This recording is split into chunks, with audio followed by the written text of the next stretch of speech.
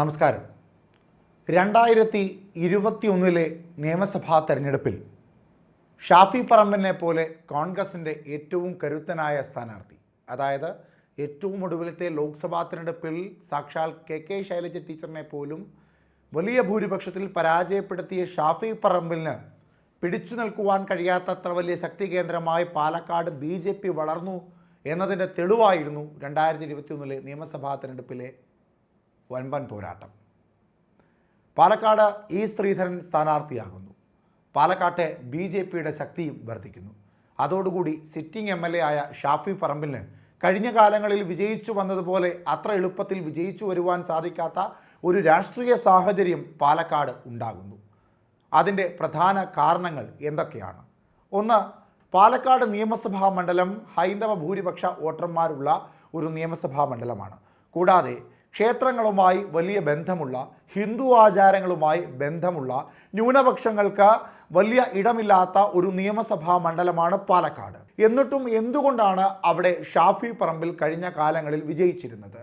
അതിൻ്റെ പ്രധാന കാരണം, ഷാഫി പറമ്പിൽ പാലക്കാട് നിയമസഭാ മണ്ഡലത്തിൽ മത്സരിക്കുവാൻ വരുന്ന സമയത്ത് അവിടെ BJPക്ക് കൃത്യമായ ഒരു വേരുണ്ടായിരുന്നില്ല. BJP അത്ര വലിയ ശക്തി കേന്ദ്രവും ആയിരുന്നില്ല. ആ കാലങ്ങളിൽ ഷാഫി പറമ്പിൽ എന്ന ഇസ്ലാം മതവിശ്വാസിയോ അല്ലെങ്കിൽ മുസ്ലിം സ്ഥാനാർത്ഥിയോ ആയിരുന്നില്ല പാലക്കാട്ടെ വോട്ടർമാർ പരിഗണിച്ചിരുന്നത്. അവിടെ കൃത്യമായ പരിഗണന ലഭിച്ചിരുന്നത് യുവാവായ, സുമുഖനായ, ഏറ്റവും മികച്ച സാമാജികനായി വരുവാൻ കഴിയുമെന്ന് ജനത്തിന് തോന്നിയിട്ടുള്ള ഷാഫി പറമ്പിലിനെയാണ്. അങ്ങനെ ഷാഫി പറമ്പിൽ തൻ്റെ ആദ്യ തെരഞ്ഞെടുപ്പിൽ തന്നെ പാലക്കാട് നിയമസഭാ മണ്ഡലത്തിൽ നിന്ന് വിജയിച്ചു വരുന്നു. പാലക്കാടിൻ്റെ ഓരോ മുക്കും മൂലയും അറിയാവുന്ന തരത്തിലേക്ക് തൻ്റെ രാഷ്ട്രീയ മേഖല വർദ്ധിപ്പിക്കുന്നു. ചെറുപ്പക്കാർക്കിടയിലും സ്ത്രീകൾക്കിടയിലും കർഷകർക്കിടയിലും യുവാക്കൾക്കിടയിലും യുവതികൾക്കിടയിലും അങ്ങനെ എല്ലാ തരത്തിലുള്ള ജനങ്ങൾക്കിടയിലും ജാതി മതവർഗ സമവാക്യങ്ങൾക്കപ്പുറം അദ്ദേഹം മുൻപന്തിയിലേക്ക് എത്തുന്നു. ജനങ്ങൾ അദ്ദേഹത്തെ തുടരെ വിജയിപ്പിച്ച് പാലക്കാടിൻ്റെ MLA ആക്കി മാറ്റുന്നു. 2014 മോദി തരംഗം ഏറ്റവും ശക്തമായി അലയടിച്ചതും 2021 സാക്ഷാൽ ശ്രീധരൻ എന്ന വ്യക്തിപ്രഭയുടെ ഏറ്റവും അങ്ങേയറ്റമായി കേരളത്തിലും ഇന്ത്യയിലുമൊക്കെ അറിയപ്പെട്ടിരുന്ന ശ്രീധരനെ BJP സ്ഥാനാർത്ഥിയാക്കിയതോടുകൂടി ഷാഫി പറമ്പിലിന് കാലങ്ങൾക്ക് ശേഷം ഒരു ഒത്ത എതിരാളിയും ലഭിച്ചിരിക്കുന്നു. അതോടുകൂടി ഇടതുപക്ഷത്തിന് പാലക്കാട്ടെ വേര് ദ്രവിച്ചു പോവുകയും ചെയ്തു. പിന്നീട് കാലങ്ങളായി ഇടതുപക്ഷവും കോൺഗ്രസും തമ്മിൽ ഏറ്റുമുട്ടിയിരുന്ന പാലക്കാട് നിയമസഭാ മണ്ഡലത്തിൽ പിന്നീട് അങ്ങോട്ട് പോരാട്ടം കോൺഗ്രസും BJPയും തമ്മിലായിരുന്നു. 2016 നിയമസഭാ തെരഞ്ഞെടുപ്പിൽ ഷാഫി പറമ്പിലിന് പാലക്കാട് BJP ഒരു വെല്ലുവിളിയെ ആയിരുന്നില്ല. പക്ഷേ 21 അതങ്ങനെ ആയിരുന്നില്ല.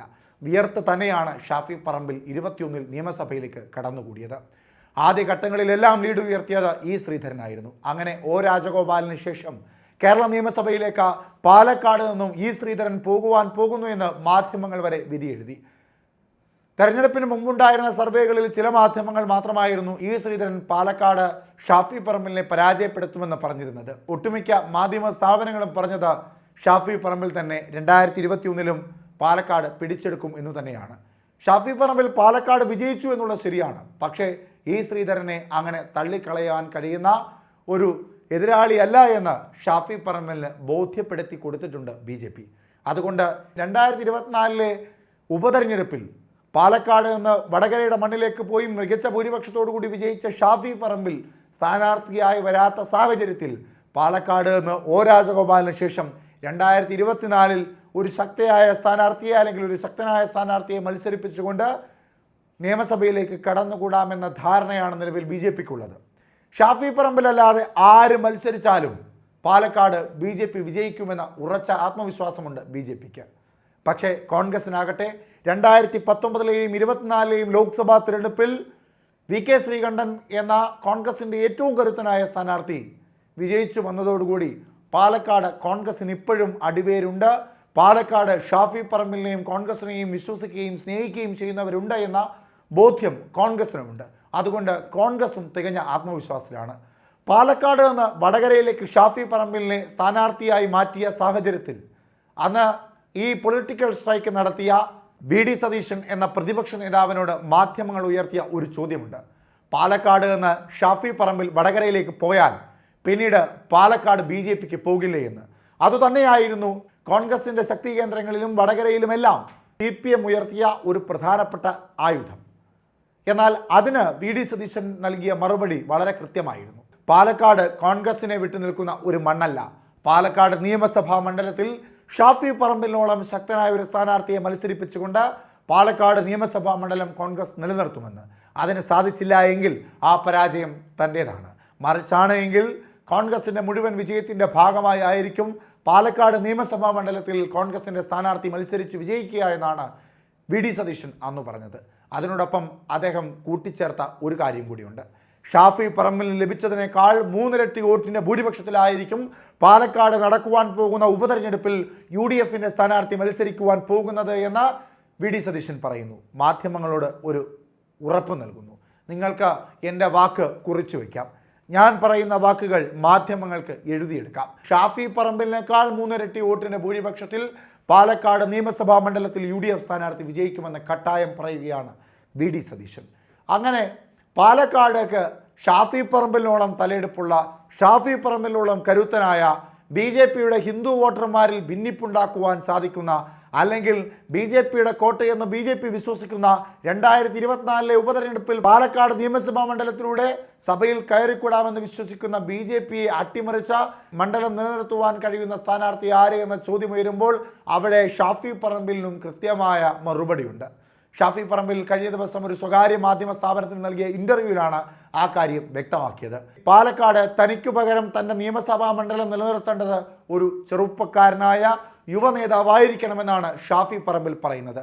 അപ്പോൾ ആ സ്വകാര്യ സ്ഥാപനത്തിലെ ഇൻ്റർവ്യൂ നടത്തിയ ആൾ ചോദിക്കുന്ന മറ്റൊരു ചോദ്യം, അത് ഷാഫി പറമ്പിലിൻ്റെ സന്തത സഹചാരിയും യൂത്ത് കോൺഗ്രസിൻ്റെ സംസ്ഥാന അധ്യക്ഷനുമായ രാഹുൽ മാങ്കൂട്ടമാണോ എന്ന്. ചിരിച്ചുകൊണ്ട് അതിന് മറുപടി പറയാതെ ഒഴിഞ്ഞു പോവുകയായിരുന്നു ഷാഫി പറമ്പിൽ. എന്നിട്ട് ആ വാചകം ഒന്നുകൂടി അരക്കിട്ടുറപ്പിച്ചു.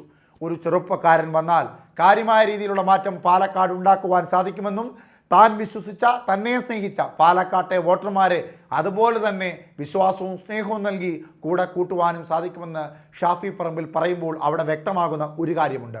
ഷാഫി പറമ്പിലിന് പകരം അവിടെ മത്സരിക്കുവാൻ പോകുന്നത് രാഹുൽ മാങ്കൂട്ടം തന്നെ എന്ന് തീർച്ച.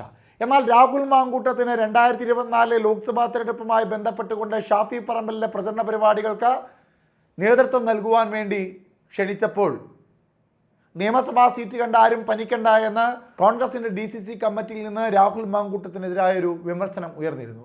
രാഹുൽ മാങ്കൂട്ടം സ്ഥാനാർത്ഥിയാകുമോ പാലക്കാട്ടെ ഉപതെരഞ്ഞെടുപ്പിൽ എന്ന ചോദ്യത്തിനും അദ്ദേഹം കൃത്യമായ മറുപടികളൊന്നും നൽകിയിരുന്നുമില്ല. അതുകൊണ്ട് കാര്യം കുറച്ചുകൂടി വ്യക്തമാണ്. പാലക്കാട് നിന്ന് വടകരയിലേക്ക് മത്സരിക്കുവാൻ പോയ ഷാഫി പറമ്പിൽ മത്സരിക്കുന്നത് KK ശൈലജ ടീച്ചർക്കെതിരാണ് എന്ന ബോധ്യമുള്ളതുകൊണ്ട് അദ്ദേഹം പരാജയപ്പെട്ടാലും വിജയിച്ചാലും പാലക്കാട് തന്നോടൊപ്പം നിൽക്കുന്ന, അല്ലെങ്കിൽ പിന്നീട് താൻ ആവശ്യപ്പെടുമ്പോൾ നൽകുവാൻ സാധിക്കുന്ന ഒരു സ്ഥാനാർത്ഥിയാകണമെന്ന കണക്കുകൂട്ടലിൻ്റെ പുറത്താകണം തൻ്റെ അത്രമേൽ വിശ്വസ്തനായ രാഹുൽ മാങ്കൂട്ടത്തിനെ മത്സരിപ്പിക്കണമെന്ന ഒരു ധാരണ, അല്ലെങ്കിൽ അത്തരത്തിലൊരു ചിന്ത രാഹുൽ മാങ്കൂട്ടത്തിൻ്റെ ഉള്ളിൽ ഉള്ളത്. ഒരുപക്ഷെ വടകരയിലേക്ക് മത്സരിക്കണമെന്ന പാർട്ടി നേതൃത്വം ആവശ്യപ്പെട്ടപ്പോഴും രാത്രിക്ക് രാത്രി പാലക്കാട്ടെ MLA ആയ ഷാഫി പറമ്പിലിനെ വടകരയിലേക്ക് എത്തിച്ച് ഒരു പൊളിറ്റിക്കൽ സ്ട്രൈക്ക് നടത്തിയപ്പോഴും ഷാഫി പറമ്പിൽ മുൻപോട്ട് വെച്ച ആവശ്യങ്ങളിൽ ഏറ്റവും പ്രധാനപ്പെട്ട ആവശ്യങ്ങളിലൊന്ന് പാലക്കാട് നിയമസഭാ മണ്ഡലത്തിലേക്ക് മത്സരിപ്പിക്കുന്നത് തൻ്റെ അത്രമേൽ വിശ്വസ്തനായ യൂത്ത് കോൺഗ്രസിൻ്റെ സംസ്ഥാന അധ്യക്ഷനായ രാഹുൽ മാങ്കൂട്ടത്തിനെ ആയിരിക്കണമെന്ന ഒരു ആവശ്യം കൂടി ആയിരിക്കണം. അതുകൊണ്ട് തന്നെയാകണം VD സതീശനും അത്രമേൽ ആത്മവിശ്വാസത്തോടു കൂടി പറഞ്ഞത്, ഷാഫി പറമ്പിൽ വടകരയിലേക്ക് മത്സരിക്കുവാൻ വന്നപ്പോൾ ഉപേക്ഷിച്ച പാലക്കാട് നിയമസഭാ മണ്ഡലത്തിൽ മത്സരിക്കുവാൻ പോകുന്നത് ഷാഫി പറമ്പിലിനോടും ശക്തനായ ഒരു സ്ഥാനാർത്ഥി, ഒരു നേതാവായിരിക്കും. അദ്ദേഹം ഷാഫി പറമ്പിലിനേക്കാൾ 3 ഇരട്ടി വോട്ടുകൾ നേടുമെന്നും പറയുന്നു. ഷാഫി പറമ്പിലിനേക്കാൾ വലിയ സ്വാധീനം രാഹുൽ മാങ്കൂട്ടത്തിന് പാലക്കാടുണ്ടോ എന്ന ചോദ്യം വളരെ പ്രസക്തമാണ്. ഹിന്ദു വോട്ടർമാർക്ക് വലിയ ഭൂരിപക്ഷമുള്ള പാലക്കാട് നിയമസഭാ മണ്ഡലത്തിൽ രാഹുൽ മാങ്കൂട്ടം സ്ഥാനാർത്ഥിയാകുന്നതോടുകൂടി ഹിന്ദു വോട്ടുകൾ വലിയ രീതിയിൽ രാഹുൽ മാങ്കൂട്ടത്തിന് കൂടി ഏകീകരിച്ച് നിൽക്കുവാനുള്ള സാധ്യതയുണ്ട് എന്നാണ് UDFിൻ്റെ കണക്കുകൂട്ടൽ. അതിനോടൊപ്പം ഷാഫി പറമ്പിൽ കൂടി പ്രചരണത്തിന് കാര്യമായി ഇറങ്ങിയാൽ പാലക്കാട് ഷാഫി പറമ്പിലിനെ സ്നേഹിച്ചതുപോലെ രാഹുൽ മാങ്കൂട്ടത്തിനെയും സ്നേഹിക്കുമെന്നും, സർക്കാർ വിരുദ്ധ വികാരവും ഒപ്പം BJP വിരുദ്ധതയുമൊക്കെ പാലക്കാട് രാഹുൽ മാങ്കൂട്ടത്തിന് ഗുണപ്രദമാകുമ്പോൾ ന്യൂനപക്ഷ വോട്ടർമാരുടെ പിൻബലം കൂടി രാഹുൽ മാങ്കൂട്ടത്തിനുണ്ടായാൽ തീർച്ചയായും പാലക്കാട് ഷാഫി പറമ്പിലിന് പകരം രാഹുൽ മാങ്കൂട്ടം പാലക്കാട് നിയമസഭാ മണ്ഡലത്തിൽ നിന്നും സംസ്ഥാനത്തിൻ്റെ നിയമസഭയിലേക്ക് MLA ആയി രംഗപ്രവേശനം ചെയ്യുമെന്നാണ് കോൺഗ്രസ് അടിയുറച്ച് വിശ്വസിക്കുന്നത്. ആ ആഗ്രഹം തന്നെയാണ് ഷാഫി പറമ്പിലിൻ്റെയും ഉള്ളിലുള്ളത്. അത് എല്ലാവർക്കും പരസ്യമായി അറിയാവുന്ന ഒരു രഹസ്യവുമാണ്.